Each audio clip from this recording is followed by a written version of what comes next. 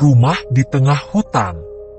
Di pinggiran kota, jauh dari keramaian dan hiruk-pikuk kehidupan sehari-hari, berdirilah sebuah rumah tua yang terlupakan. Rumah itu terletak di tengah hutan lebat, dikelilingi oleh pepohonan yang tingginya hampir menutupi cahaya matahari. Dindingnya yang lapuk dan jendela-jendela yang pecah tampak seperti saksi bisu dari masa lalu yang kelam.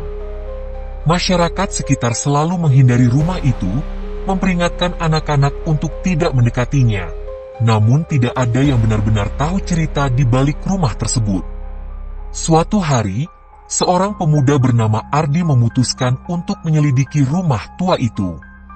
Ardi adalah seorang fotografer yang tertarik pada hal-hal misterius dan dunia yang terlupakan.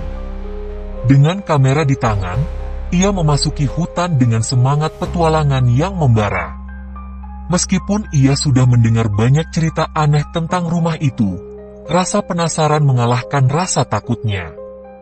Saat Ardi sampai di depan rumah, angin dingin tiba-tiba bertiup, membuat rambutnya meremang. Rumah itu tampak lebih besar dan lebih menyeramkan dari yang ia bayangkan. Pintu depan yang terbuka setengah, seakan mengundangnya untuk masuk. Dengan langkah hati-hati, Ardi melangkah masuk ke dalam rumah yang sudah lama tidak dihuni. Begitu memasuki ruang tamu, Ardi langsung merasakan atmosfer yang berbeda. Udara terasa berat, penuh dengan bau lembab dan kayu yang membusuk. Setiap langkahnya menimbulkan suara berdecit, seolah lantai kayu itu sendiri tak senang ada orang di dalamnya. Di sudut ruangan, sebuah meja kayu tua masih terletak dengan sisa-sisa debu yang menutupi permukaannya. Sebuah cermin besar tergantung di dinding, namun cermin itu tampak kabur, seperti sesuatu yang sudah lama tidak dibersihkan. Ardi membuka kamera dan mulai memotret beberapa bagian rumah. Tetapi saat ia menekan tombol rana, ia mendengar suara langkah kaki dari lantai atas, seperti ada seseorang yang berjalan. Jantung Ardi berdegup kencang. Mungkin hanya suara angin, gumamnya pada diri sendiri, mencoba menenangkan pikirannya.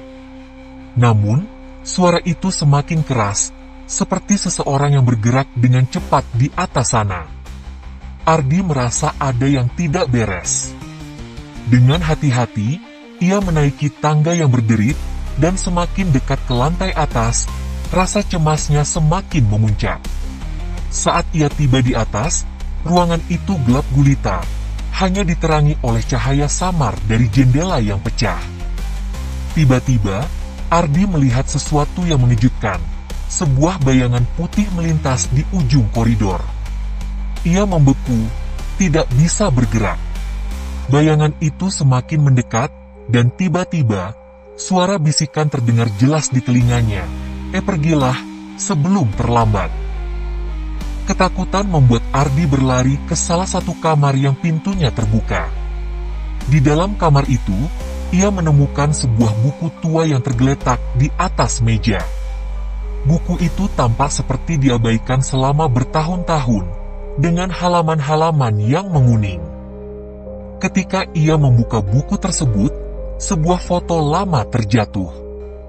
Foto itu memperlihatkan keluarga yang pernah tinggal di rumah tersebut. Di bawah foto itu, tertulis nama keluarga Harahap. Di saat yang sama, Ardi merasakan hawa dingin yang semakin menusuk. Ia menoleh. Dan di sudut kamar, sebuah sosok wanita berpakaian putih berdiri memandangnya dengan mata kosong. Wanita itu tampak seperti bukan bagian dari dunia ini, seakan-akan ia adalah roh yang terjebak di dalam rumah. "Kenapa kamu di sini?" Suara wanita itu terdengar serak, hampir tak terdengar, namun cukup untuk membuat tubuh Ardi gemetar ketakutan. Dengan segenap tenaga, Ardi berlari keluar dari kamar, turun melalui tangga dengan terburu-buru. Begitu ia melangkah keluar dari rumah itu, langit mendung gelap, dan angin semakin kencang. Ia tidak berani lagi menoleh ke belakang, hanya berlari secepat mungkin menuju hutan dan kembali ke jalan utama. Beberapa hari setelah kejadian itu, Ardi kembali ke kota. Namun gambar-gambar yang ia ambil di rumah tua itu tidak pernah ia unggah.